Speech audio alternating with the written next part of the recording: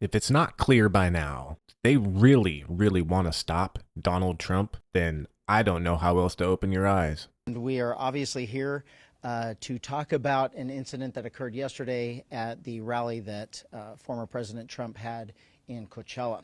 Yesterday afternoon, before former President Trump arrived to the rally, we made contact with an individual on the inner perimeter of our operation at the rally in regard to previous attempts on the former president's life. This was not something that we were taking lightly. We had a very detailed plan in place on how we were going to keep not only the former president safe, but all of the participants or the attendees of the rally safe. In general terms, I will tell you that we had a larger outside perimeter and then an inside perimeter that was completely controlled by us, by Riverside County Sheriff's deputies, and both of them served different purposes. The outside perimeter was basically to allow people in that we thought belonged there. The inside perimeter was to make sure people were proceeding in the right direction. I will give you his name. Vem,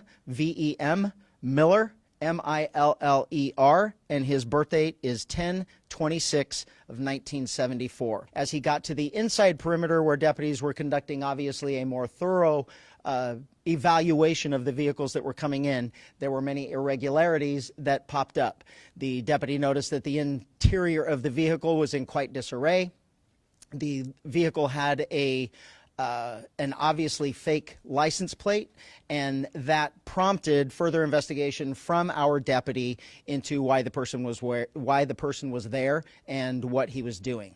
During that investigation, the deputy eventually found multiple passports with multiple names, multiple driver's license with different names.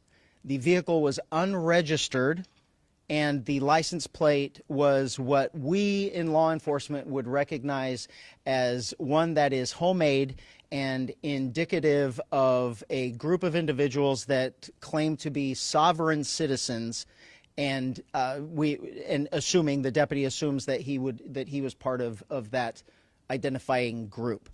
So during the investigation, obviously those identification documents were found, in addition to a loaded handgun and a shotgun. Sheriff, can I ask you a question? How many guns were found? How much ammunition was found? What charges were filed?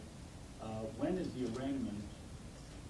Anything else related to it? There were 2 guns and multiple boxes of ammunition for both. There was a handgun and a shotgun.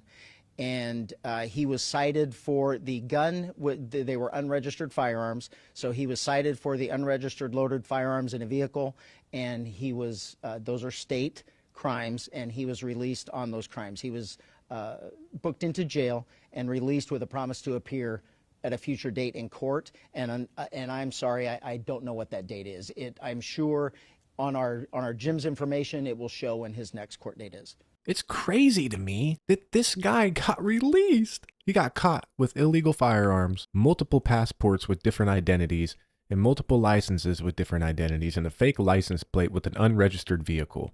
Meanwhile, there's people out here getting caught with weed, getting locked up for years. There's dads out there that are doing their best that either lose their jobs or don't make enough, that fall behind in child support, that get locked up for a long time over that stuff. But this guy gets released. And the sheriff said it's state crimes, but they released him on a promise to appear in court? Bro, that's fishy to me. That is fishy to me.